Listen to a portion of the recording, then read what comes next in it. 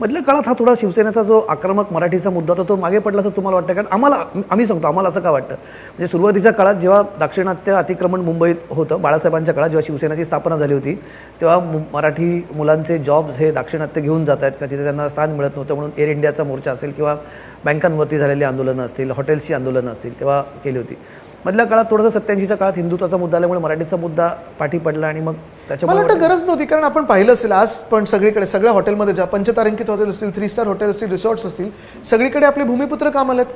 दुसरी गोष्ट तुम्हाला सांगतो, जसं आपण आज एका मोठ्या पदावर आहात चॅनलच्या, अनेक पत्रकार जे आहेत ते मोठ्या मोठ्या पदांवर आहेत. इंग्लिश डेलीजमध्ये मी पाहतो की आपले मराठी लोक मोठ्या पदांवर आहेत. IPLचे टीम्स असतील, ISLचे असतील, तिथे आपले मराठी लोक, ही दारं खुली झाली कारण त्यावेळी शिवसेनेने आंदोलन केले. का विचारला आता गरज नाही त्याची. भाजप सोबत आल्यामुळे तुम्हाला मराठीच्या मुद्द्याशी कॉम्प्रोमाइज करावं लागलं? बिलकुल नाही. बघा, भाजप करू शकतं कॉम्प्रोमाइज. नाही, तुम्ही जेव्हा सोबत आलात मधल्या काळामध्ये नाही, तुम्हाला सांगतो, आम्ही जेव्हा भाजपच्या विरोधात किंवा कुठच्याही पॉलिसीच्या विरोधात बोलायचं झालं तेव्हा बोललोय.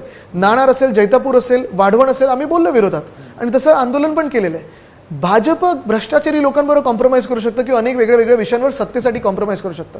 शिवसेना कॉम्प्रोमाइज नाही करणार. शिवसेनेची भूमिका हीच राहिलेली आहे की भूमिपुत्रांना पहिला अधिकार असतो त्यांच्या तिकडच्या लोकांवर, म्हणजे तिकडच्या जे काही जॉब्स वगैरे आहेत आणि ते होत आहे.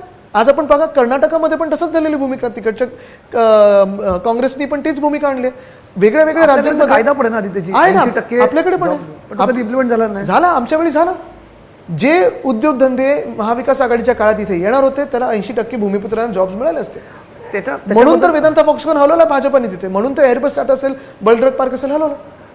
तुम्ही जे म्हणतात ना की वेदांताचा प्रोजेक्ट किंवा जी प्रोजेक्ट गुजरातला गेले मधल्या काळामध्ये, असं म्हटलं जातं की त्याची प्रोसेस ही तुमच्या सरकारच्या काळात सुरू झाली होती आणि तुमच्या सरकारने त्याच्यावरती कारवाई न केल्यामुळे किंवा जास्त वेळ घेतल्यामुळे हे प्रकल्प गुजरातला गेले. चला, दोन्ही बाजूनी आर्ग्यू करू शकतो. आम्ही ढकललं असेल त्यांना, मग तुम्ही महाराष्ट्रात सत्ता काबीज करून काय मिळवलं? एवढी महाशक्ती तुमच्या मागे होती, खुर्ची कमवायला तुमच्या मागे होती, पण महाराष्ट्रासाठी काही घेण्यासाठी काही मागे नव्हती महाशक्ती. बरं, दुसरी गोष्ट म्हणजे हे सत्य आहे की आमच्या काळी ही प्रोसेस सुरू झाली. एअरबस टाटा असेल, आम्ही मागणी केली होती तेव्हा, स्वतः मला भुजबळ साहेब तेव्हा होते आमच्यात, त्यांनी केली होती, गडकरी साहेबांनी केली होती, मी केली होती, सगळ्यांनी केली होती की महाराष्ट्रात हा प्रकल्प यावा. मग काय झालं पुढे त्याचं? बलड्रग पार्क, केंद्र सरकारकडे महाराष्ट्राने ऍप्लिकेशन केलं. 3 बलड्रग पार्क या देशात येणार होते. मेडिकल डिव्हाइस पार्क 3 येणार होते. 3 त्याच्यातून एक भाजपला गुजरातला मिळालं, दोन्ही बाकीचे भाजपच्या राज्यात गेले. महाराष्ट्राला का नाही मिळालं? तसं पाहायला गेलं तर बलड्रग्समध्ये असो, औषधांमध्ये किंवा मेडिकल डिव्हाइसेसमध्ये असो, दोन्हीमध्ये महाराष्ट्र नंबर 1 वर आहे. आपल्याकडे पोर्ट आहे, कनेक्टिव्हिटी सगळं आहे, कॉर्पोरेट हाऊसेस इथे आहेत, सगळे त्यांचे हेडक्वार्टर्स इथे आहेत.